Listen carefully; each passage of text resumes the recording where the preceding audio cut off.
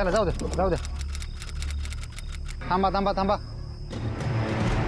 थांबा. खाली करा. लायसन्स दाखवा. कुठे चाललाय? पनवेलला. हे कोण आहेत? हे माझे शेट आहेत, त्याच्या फार्म हाऊसवर चाललोय. त्यांना काय झालंय? आता साहेब हे घेतल्यानंतर काय होणार? अच्छा ठीक आहे चला. Okay sir, thank you.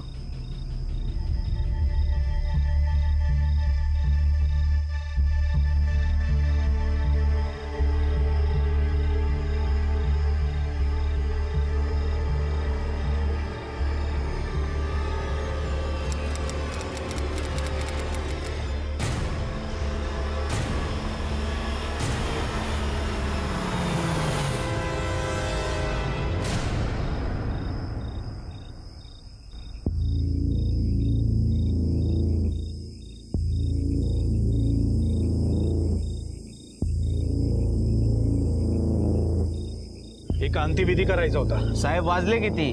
10 नंतर केलं नाही जात, माहित नाही तुम्हाला? अहो अर्जंट होतं, जरा बघा ना काय होतंय का. बाई आहे की बाप आहे? जेंट्स आहेत.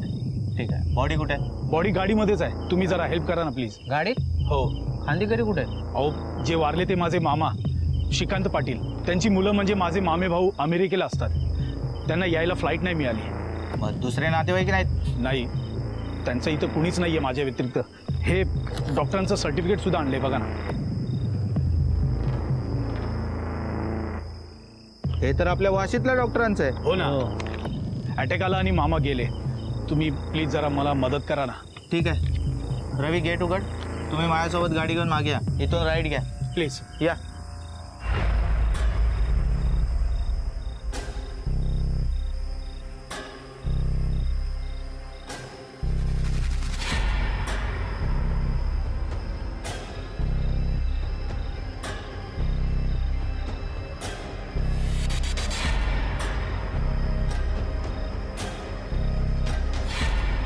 मामा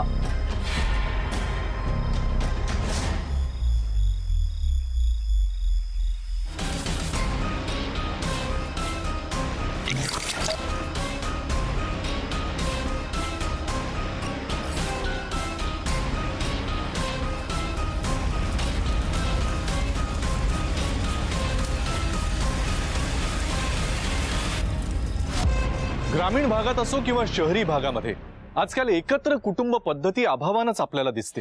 आणि बऱ्याच एकत्र कुटुंब पद्धतीमध्ये अनेकदा ही माणसं एखाद्या स्वार्थानं किंवा मतलबानं एकत्र राहतायत की काय अशी सुद्धा शंका वाटू शकते. आणि हाच स्वार्थ किंवा हाच मतलब संपूर्ण कुटुंबाच्या ऱ्हासाला सुद्धा कारणीभूत ठरू शकतो. मी अभिजित खांडकेकर तुम्हा सगळ्यांचं स्वागत करतो सिटी क्राईम विशेष शृंखलेमध्ये. आपण पाहत आहात क्रिमिनल्स, चाहूल गुन्हेगारांची. एक व्यक्ती दुसऱ्या व्यक्तीचा खून करते आणि पुढे जाऊन ही गुन्हेगार व्यक्तीच मृत व्यक्तीचा नातेवाईक असल्याचं सांगून स्मशानामध्ये जाऊन त्याचे अंत्यविधी सुद्धा करते. हे असं खरंच घडलं असेल का? मुळात कुठलाही आरोपी हा खून केल्यानंतर पळून जाऊ शकतो, पण या बाबतीत असं घडलं नाही. याचं कारण नेमकं काय असेल? या अनेक प्रश्नांची उत्तरं आणि हे गूढ उकळण्यासाठी चला पाहूया आजचा एपिसोड. हो आले आले. Just a minute.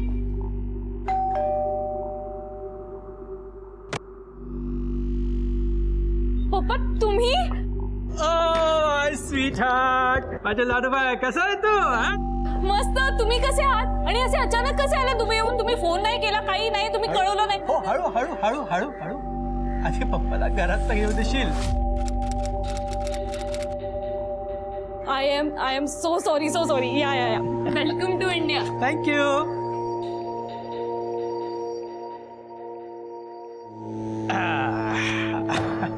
पप्पा आधी तुम्ही बसा आणि मला सांगा तुम्ही अचानक कसे काय आलात? सगळं सांगतो. आधी मी वॉशरूमला जाऊन येऊ. हो हो जाऊ द्या. या. थँक्यू.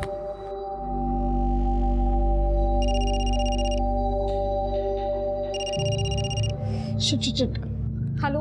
अगं नीलू तू आहेस कुठे? मी कधीपासूनची तुझी इथे वाट बघतोय. विरेन ऐक ना. I am so sorry. अरे नाही, मी आज ऑफिसला नाही येत. अरे का झालं काय? पप्पा आले दुबईहून. काय? मग नीलू तू आपल्याबद्दल त्यांना बोलून टाक ना प्लीज. अरे हो हो हो सांगते मी त्यांना सेटल तर होऊ दे. काय ग कोणाला काय सांगणार आहेस? चल मनीषा मी करते तुला नंतर कॉल. काय नाही मनीषाला सांगत होते आज मी ऑफिसला येणार नाहीये. Very good. चला पप्पा आता तुम्ही बसा आणि मला आधी सांगा की तुम्ही अचानक कसे काय आलात. चहा तर टाकशील माझ्यासाठी?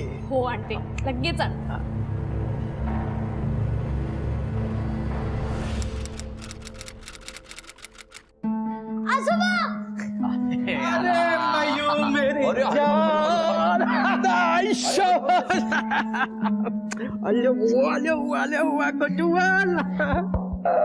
हे बघ मी तुझ्यासाठी किती गिफ्ट आणले दुबईवरनं. वाव हे सगळं माझ्यासाठी. येस डार्लिंग सगळं तुझ्यासाठी.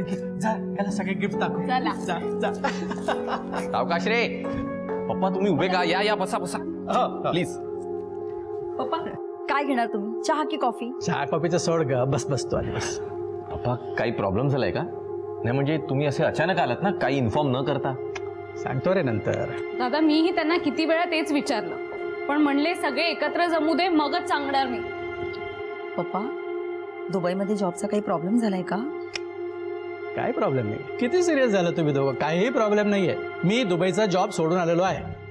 काय?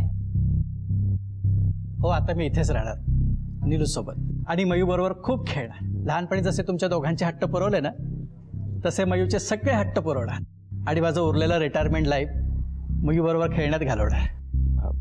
नाही ते सगळं ठीक आहे पप्पा पण रिटायरमेंटला अजून 2 वर्ष बाकी होती ना. अहो थोडं थांबलं असतं तर भरपूर पैसे मिळाले असते. तेच ना. आणि पप्पा तुम्ही घरी बसून करणार काय? नुसते आळसावणार. अरे काय करायचा तो पैसा? तुला हे घर घेऊन दिलं, नीलूला घर घेऊन दिलं, पनवेलचं फार्म हाऊस आहे आणि बँकेत भरपूर बॅलन्स आहे. आणि शेवटी जाताना माणूस काय घेऊन जातो रे? 4 मीटर कापड आणि थोडेसे लाकडं. पप्पा काय भलतं चलतं बोलताय. अरे काय बघ ना किती सिरियस झाली. पप्पा आता आलाच आहात तर जेवणच जा. हो आणि मी सुद्धा तुमच्यासाठी चिकन आणि स्कॉचची व्यवस्था करतो. अरे अरे अरे थांब एक मिनिट.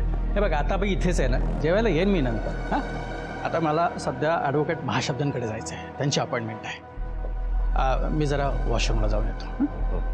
पप्पा काय झालंय तुमची तब्येत ठीक आहे ना? अहो तुम्ही सतत वॉशरूमला जाताय म्हणून विचारलं. काय नाही का भेडाबाई, सगळं ठीक आहे. आलो.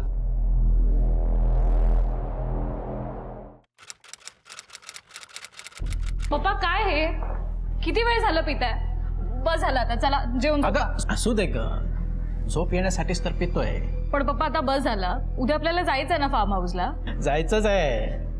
मग इतके जुने मित्र मला इतक्या वर्षांनी भेटतायत, हा चान्स कोण सोडणार आहे?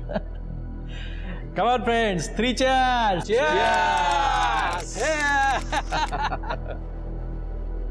हे आपण असं एन्जॉय करायला वर्षभरानंतर भेटतोय नाही?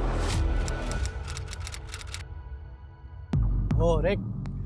ऐका ना मित्रांनो, मी काय म्हणतो, आपण दर विकेंडला इथे भेटूया का? अरे नक्की नक्की.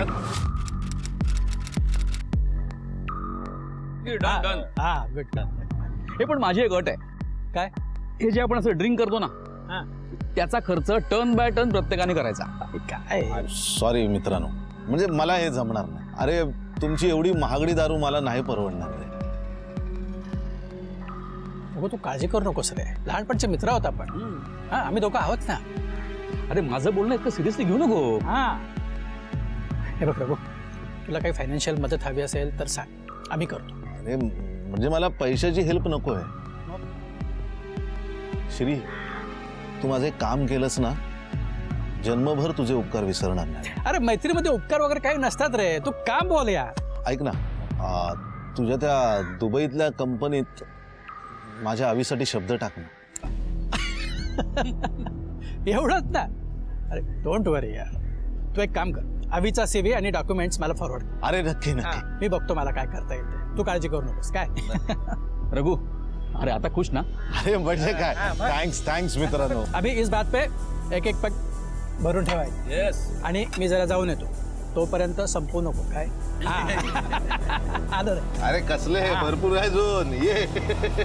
विरेन, मला माहिती आहे आपला प्लॅन ठरलेला मूवीला जायचा, पण पप्पा मला फार्म हाऊसला घेऊन आले ते आज. मी काय करू? पण नीलू हाच चान्स आहे.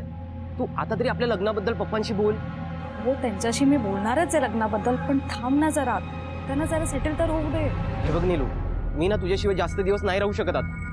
एक तर तू पप्पांशी बोल, नाही तर मी तिथे फार्म हाऊसवरती येतो आणि मग मी बोलतो त्यांच्याशी. चालेल तुला? नको नको विरेन, मी बोलते पप्पांशी लग्नाबद्दल. मी करते तुला नंतर. चल.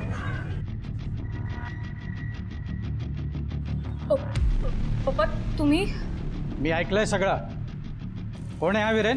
पप्पा तो दादाच्या मित्राचा भाऊ. मित्राचा भाऊ? आणि तुझी डेअरिंगच कशी झाली का परस्पर लग्न ठरवायची?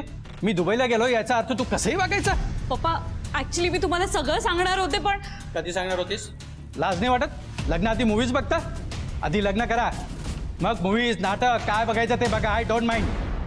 काय म्हणजे तुम्हाला आमच्या लग्नाशी काहीच problem? Yes darling, I don't mind. I love you पप्पा. आय लव्ह यू टू बेटा. उद्याच्या उद्या विरेनला घरी बोलवून घे. खरं? हा.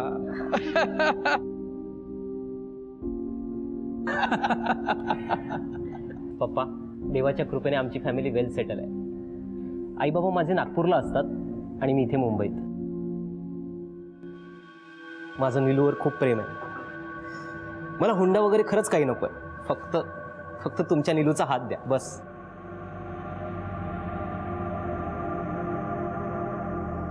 आपल्या निलूनी छान जावाई शोधलाय. हो विरेन, तुझ्या आईबाबांना बोलवून घे. हो. मी बघ. हा. या अंकित. अरे नवरा मुलगा कुठे आहे? अरे बस बस बस. येस. अरे रघु आला. ये रघु ये.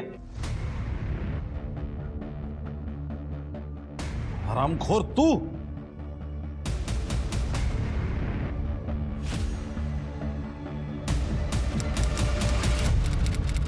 चल लाडूबाई, मी फार्म हाऊसवर निघतोय.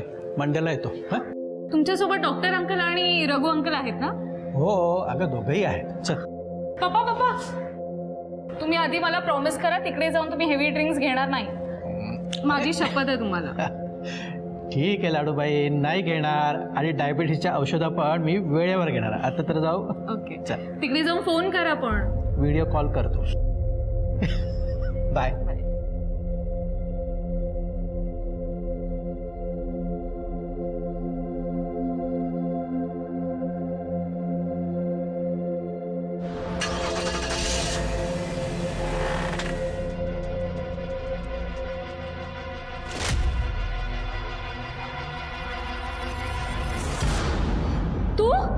तू वेडा झालास का? पप्पा आत्ताच गेलेत. अगं पप्पांना कार घेऊन जाताना बघितलं म्हणून तर मी इथे आलोय. विरेन तू जा इथून. तू प्लीज. ऐक माझं, मला सांग तू काय करायचं ठरवलंयस? विरेन, रघु अंकलने पप्पांना जे काही सांगितले त्यानंतर पप्पा खूप अपसेट आहे. मला त्यांचं मन वळवायला थोडा वेळ लागेल. किती दिवस लागतील अजून? आता मी ते कसं सांगू? पण विरेन ट्रस्ट मी पप्पांना कन्व्हिन्स करेन. ठीक आहे.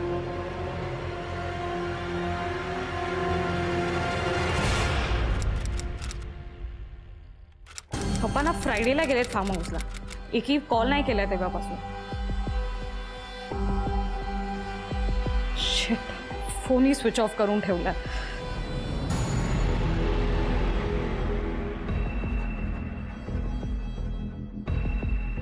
मी काही टेस्ट लिहून देतो, त्या कर. आणखी मला पुढल्या आठवड्यात भेट. हां,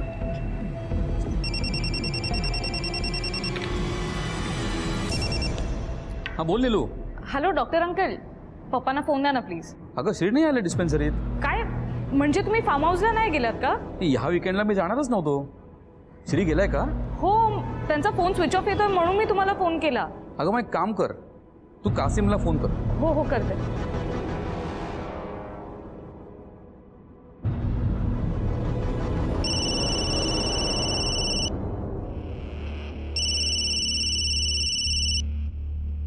हॅलो.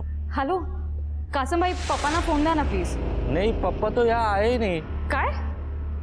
पप्पा फार्म हाऊसवर नाही आलेत? साहब फ्राइडे को आने वाले थे लेकिन आए नहीं. काय? मग पप्पा गेले कुठे?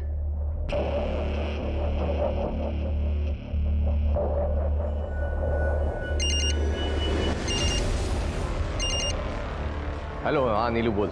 दादा ऐक ना, पप्पा फ्रायडेला फार्म हाऊसला गेलेत, पण मी कासमबाईंना फोन केला, ते बोलले इथे आलेच नाहीये. डॉक्टर अंकलला फोन केला, ते तर गेलेच नाहीयेत पप्पांसोबत. एक सेकंड नीलू, हे सगळं तू मला का सांगतेस? त्याची जबाबदारी पूर्णपणे तुझी होती. आणि पोलीस स्टेशनला जायचं असेल ना तर तू खुशाल जाऊ शकतेस. मी तुझ्यासोबत येणार नाही. बाय. दादा अरे पण हॅलो.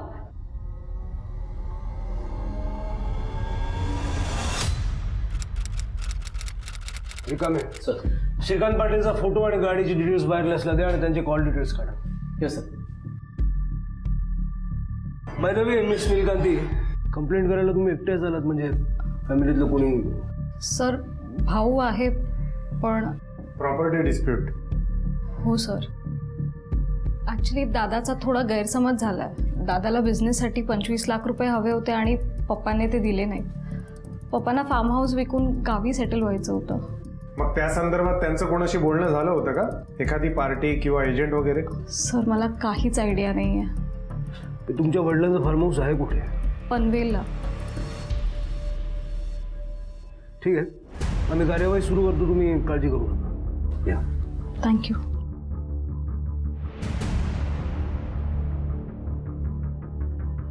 सर, श्रीकांत पाटील कारने पनवेलला गेले होते, म्हणजे त्या भागातलं सीसीटीव्ही फुटेज काढतो.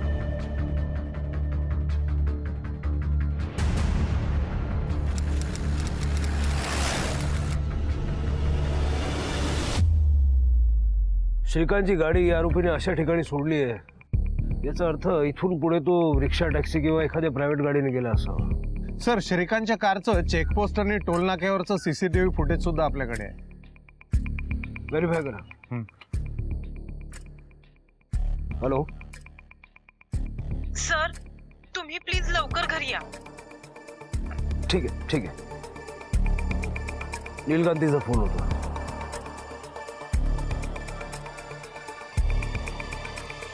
सर हा बघा काय मेसेज आलाय. श्रीकांत पाटील यांच्या मृत्यूचा दाखला तयार आहे, कृपया लवकरात लवकर येऊन घ्यावा. कनिष्ठ लिपिक, जन्म आणि मृत्यू दाखला डिपार्टमेंट.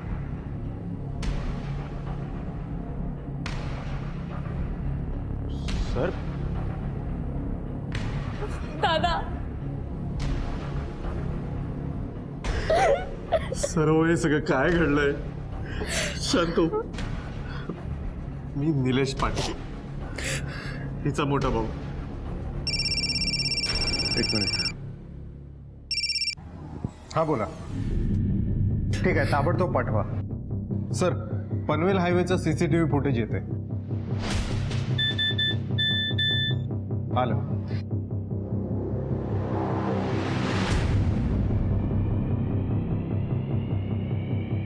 हा माणूस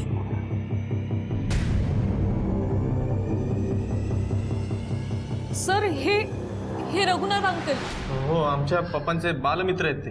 शिवाय त्यांच्यासोबत नेहमी फार्म हाऊसला जायचे.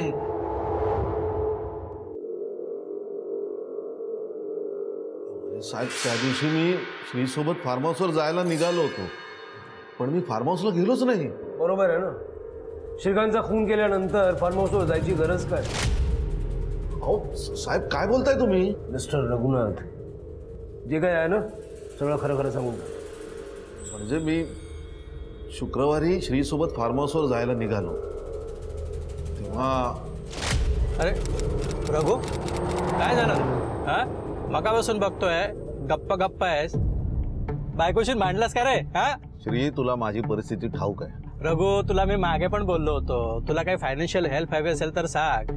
किती पैसे हवे आहेत बोल मला. श्री, तू अवीच्या जॉबसाठी तुझ्या दुबईच्या कंपनीत शब्द टाकणार होतास, त्याचं काय झालं? ते सोडून बोल मित्रा. अरे पण तू सांगितल्याप्रमाणे मी अवीचे CV, त्याचे पेपर सगळं दिलं ना, मग आता प्रॉब्लेम काय? अरे ते पेपर बघूनच सांगतोय मी तुला, अवी त्या कॅटेगरीमध्ये बसत नाहीये, त्यामुळे फोन करून काही उपयोग होणार नाहीये. सोडून दे रे या गोष्टी.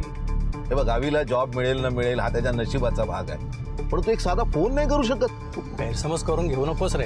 फॉरेनची कंपनी आहे ती, तिथे वशिले नाही चालत. श्री, मला स्वप्नात देखील वाटलं नव्हतं तू असा वागशील माझ्याशी. तसं नाही रे. तू गाडी थांबव. ऐक ना रघु.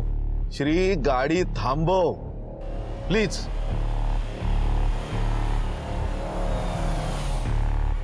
रघु ऐक ना.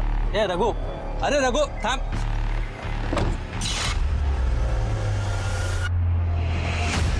श्रीकांतला शेवटचं जिवंत पाहणारा रघुनाथ हाच होता. शिवाय श्रीकांतच्या कारमधून उतरून मुंबईला परत आल्याचा कुठलाही पुरावा हा रघुनाथकडे नव्हता. म्हणून श्रीकांत मर्डर केस मधला पहिला संशयित आरोपी म्हणून पोलिसांनी रघुनाथला अटक केली. श्रीकांतच्या डेथ सर्टिफिकेट वरून जेव्हा संबंधित खात्याकडे पोलिसांनी चौकशी केली तेव्हा त्यांच्या असं लक्षात आलं की श्रीकांतवर वाशीच्या स्मशानामध्ये अंतिम संस्कार करण्यात आलेत. म्हणूनच चौकशीसाठी पोलिसांनी तिथल्या स्टाफला बोलवलं. साहेब, याच माणसाला त्या दिवशी मूठ माती दिली होती. तिला स्मशानात कोणी आणलो? बाप्या होता. आज होतं का? नाही साहेब, तरुण होता. हो साहेब, आता तरी सोडा ना मला. त्या तरुण माणसाचं वर्णन सांगू शकशील? हो साहेब. स्केच आर्टिस्टला बोलवा. हो सर. साहेब, त्या दिवशी अंत्यविधीच्या सामानासाठी त्या बाप्याने वाशीतल्या डॉक्टरकडून डेथ सर्टिफिकेट आणलं होतं, म्हणून त्यांना आम्ही मदत केली. सर्टिफिकेट आहे का? हो साहेब. दे.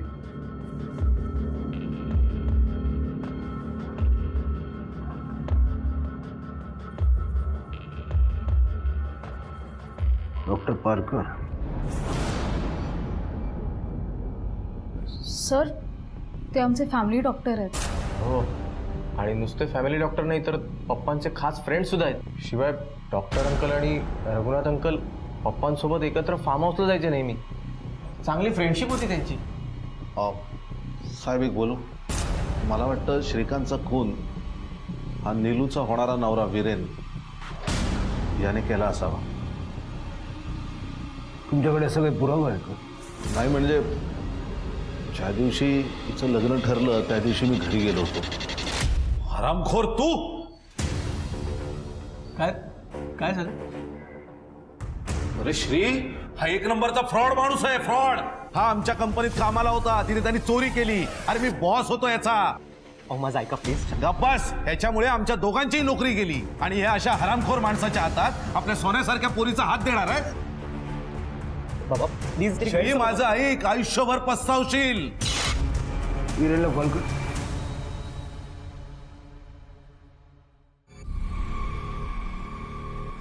स्विच ऑफ आहे सर. त्याचा नंबर आणि त्याचा पत्ता यांना देऊ.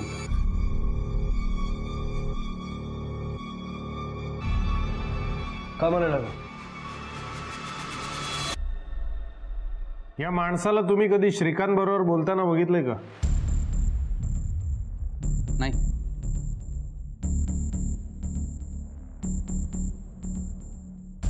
हे डेथ सर्टिफिकेट तुम्ही दिलंय? श्रीकांतचं डेथ सर्टिफिकेट हे मी नाही दिलंय सर. माझा ऑफिशियल कोड वापरून कोणीतरी फ्रॉड केलाय मोठा. तुम्ही पकडायला सर. अहो ही सही पण माझी नाही आहे. एक मिनिट. हे बघा, ही माझी सही.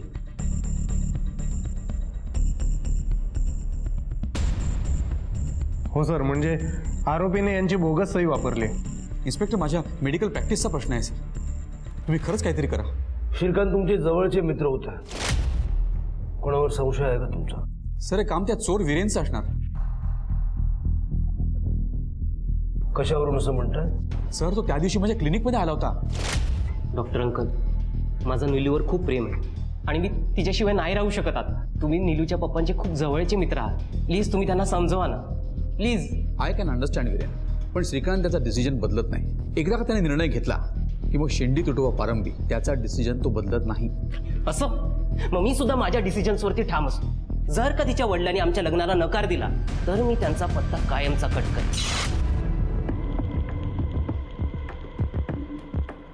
मला एक सांगा डॉक्टर, हे डेथ सर्टिफिकेटचे पॅड्स तुमच्याकडे येतात कुठून? महानगरपालिकेतून.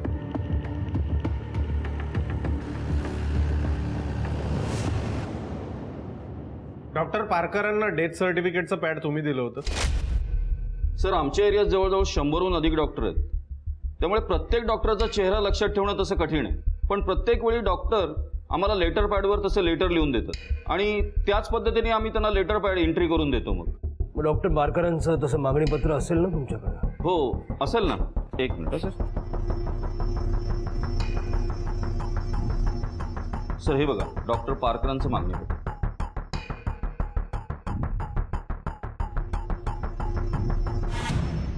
सर या ॲप्लिकेशनवरची सही आणि श्रीकांतच्या डेथ सर्टिफिकेटवरची सही मॅच होते. म्हणजे एकाच माणसाचं काम आहे. या माणसाला कधी पाहिलंय का तुम्ही? सर 8 तासाच्या ड्युटीत जवळजवळ 100हून अधिक माणसं भेटायला येतात. तेव्हा प्रत्येकाचा चेहरा लक्षात राहणं थोडं कठीण आहे.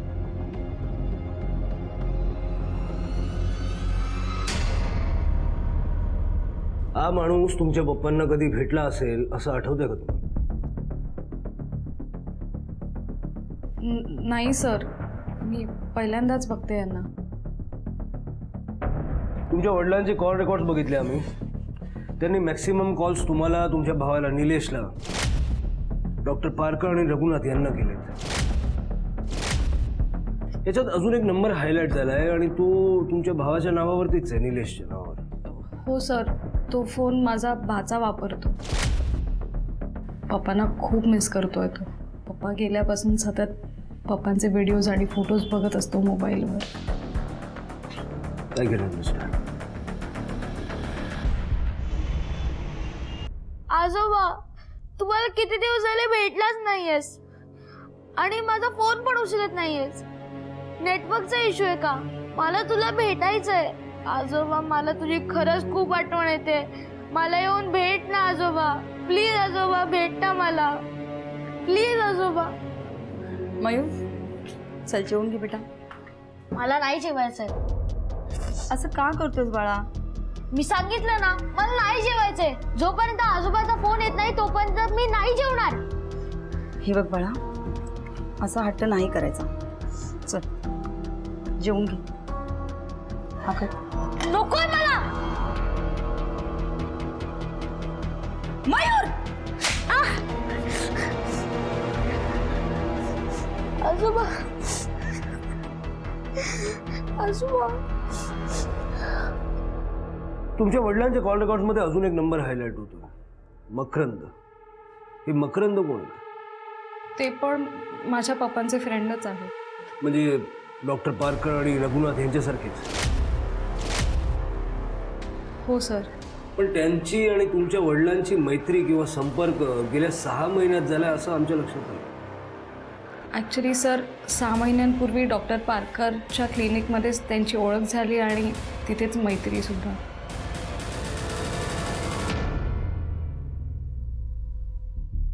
मकरंद, तुमचं श्रीकांतशी शेवटचं बोलणं कधी झालं? शुक्रवारी रात्री मी त्याला फोन केला होता, पण त्याचा फोन स्विच ऑफ येत होता.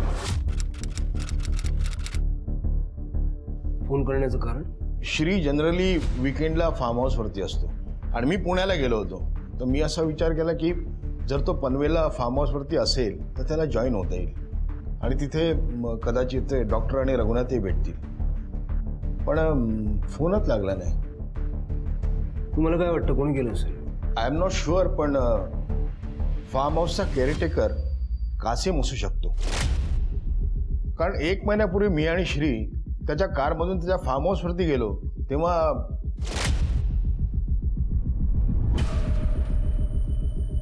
ये वाला बेडरूम यूज करना और 1 घंटा है तुम्हारे पास, वरना मालिक कभी भी आ सकते हैं. क्या रे कासिम, क्या चल रहा है ये? हाँ? सब यासाठी ठेवलं तुला मी इथे केअरटेकर म्हणून? नहीं सर. हाँ? निकल अभी क्या भी यहाँ से. साहब निकल. सब गलती हो गया, सब फिर से नहीं होगा. आप सुनो ना साहब, मैं आपके पैर पड़ता हूँ साहब. सब गलती हो गया साहब, छोड़ दो ना साहब. चूक कासिमचीच होती. मी असतो तर कानफाडत मारून त्याला हाकलून दिला असता. पण श्री दिलदार माणूस, त्याने माफी मागितल्यानंतर त्याला माफ केलं आणि नोकरीवर ठेवून घेतलं. या माणसाने श्रीकांतचे अग्निसंस्कार केले होते. ओळखतं काय? नाही सर. ठीक आहे सर, या कासिमला उचलायला हवं. वीरेंचं काय? फिल्डिंग लावलेली आहे. उचला. सर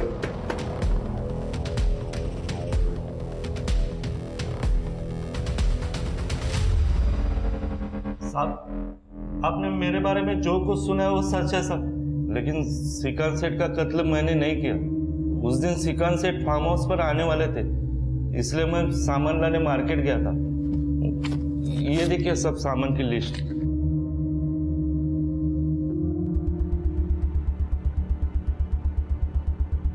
किसी पे शक है तेरे को? सब ऐसे तो नहीं बता सकता, लेकिन कुछ दिन पहले श्रीकांत सेठ फार्म हाउस बेचने की बात मुझसे कर रहे थे।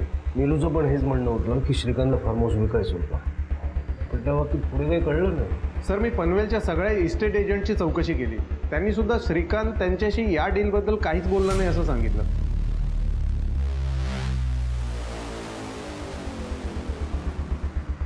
या माणसाला तुम्ही कुठे पाहिले का? नाही साहब। चल चल सर, हा वीरेन मर्डर झाला त्या दिवसापासून बाहेरगावी गेला होता, काल आला तसं उचललं। साहेब, मी नीलूच्या पप्पांना ठार मारण्याची भाषा केली होती, पण मी त्यांचा मर्डर नाही केलाय साहेब, मी खरं सांगतो तुम्हाला। तू नाही केलं तर कोणी केलं?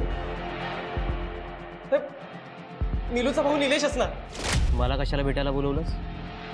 वीरेन, आपल्या दोघांचा दुश्मन एकच आहे, माझे पप्पा। काय? आपण दोघे मिळून त्यांचं काम करून टाकू। निलेश, अरे यार, आपल्या दोघांचाही फायदा आहे यामध्ये। हे बघ, तुला नीलू सोबत लग्न करायचंय ना?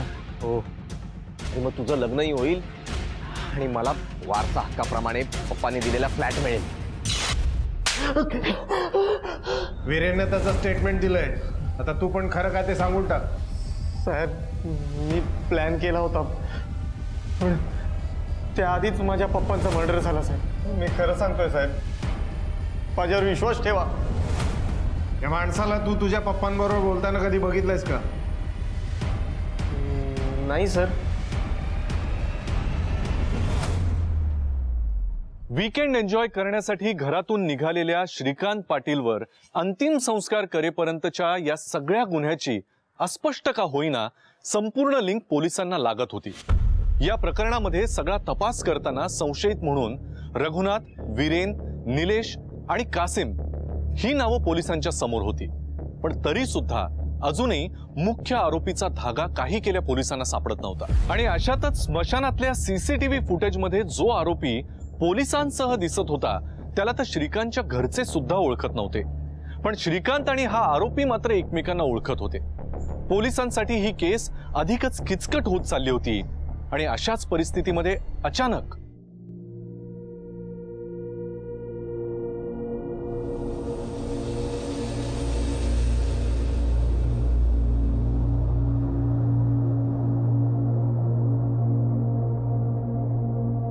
बाळा, असं किती वेळ आजोबांचा व्हिडिओ बघत बसणार आहेस तू? हा, चल आपण जेवायला जाऊ।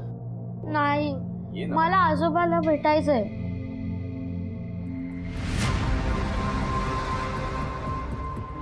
अगं, हा तोच माणूस आहे ज्याचं स्केच मला पोलीस स्टेशनला दाखवलं होतं। काय? बाळा, तू हा व्हिडिओ कधी काढलास? ज्या दिवशी आजोबा फार्म हाऊसला जाणार होते त्याच्या आदल्या दिवशी।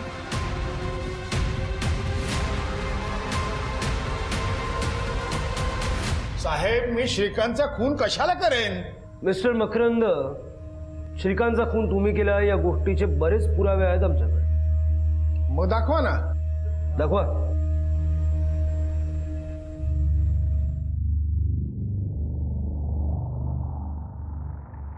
आता तोंड उघडा। डॉक्टर पारकरांच्या क्लिनिकमध्ये मी डायबिटीसच्या ट्रीटमेंटसाठी जायचो। तरी तुझा ब्लड रिपोर्ट आलाय, फास्टिंग ब्लड शुगर 250 आणि पोस्ट लंच 325। तुला हेवी डायबिटीस डिटेक्ट झालाय। माझं तुला सांगणं आहे की कंट्रोल ड्रिंक्स। कसं आहे ना डॉक्टर, नीलूला आणि निलेशला मी एक घर घेऊन दिलं आहे। आता आमच्या या लाडूबाईचं एकदा लग्न झालं ना की माझ्या मी बापाच्या जबाबदारीतून मुक्त होणार।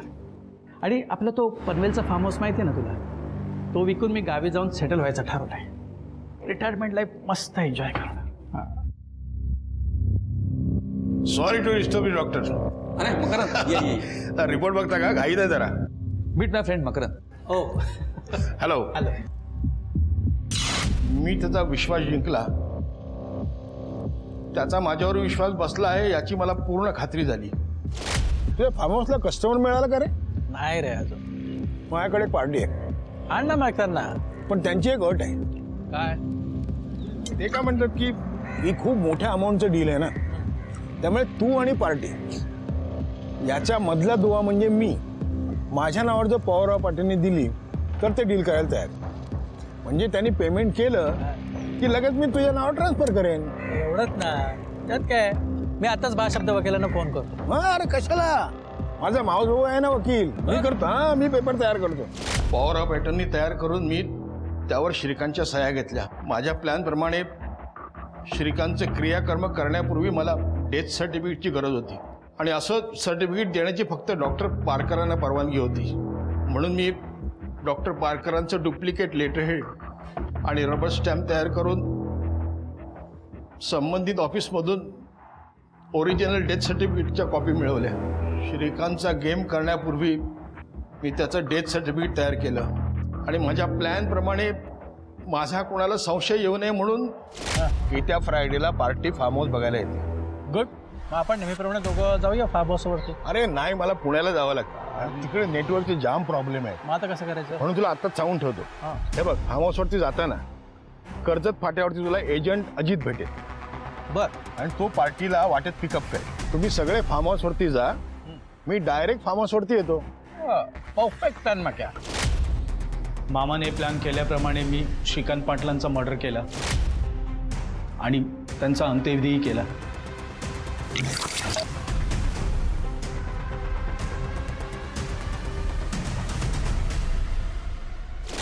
मामा आणि बाच्याचं स्टेटमेंट रेकॉर्डवर घ्या आणि ओळख परेडसाठी स्मशानातल्या स्टाफला बोलवून घ्या. सर, या केसमध्ये पोलिसांच्या दृष्टीनं अनेक संशयित होते, पण गुन्हेगार मात्र भलताच निघाला.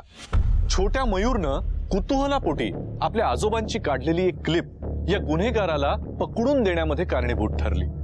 पण जर ही क्लिप काढलीच गेली नसती तर अजात शत्रू असलेल्या श्रीकांतला आपला जीव गमवावा लागला. कारण होतं विश्वास. केसाना गळा कापेल अशा मित्रावर टाकलेला विश्वास शेवटी श्रीकांतचा जीव घेऊन गेला. सिटी क्राईम शृंखलेमध्ये मी अभिजित खांडकेकर आज तुम्हा सगळ्यांची रजा घेतो. पुन्हा भेटूया एका नवीन गुन्ह्यासह नवीन भागात. पण तोपर्यंत तुम्ही स्वतःची आणि आपल्या कुटुंबियांची काळजी घ्या. धोका अजूनही टळलेला नाहीये, त्यामुळे घराबाहेर पडताना मास्क आणि सॅनिटायझरचा वापर करायला अजिबात विसरू नका. पाहत रहा क्रिमिनल्स, चाहूल गुन्हेगारांची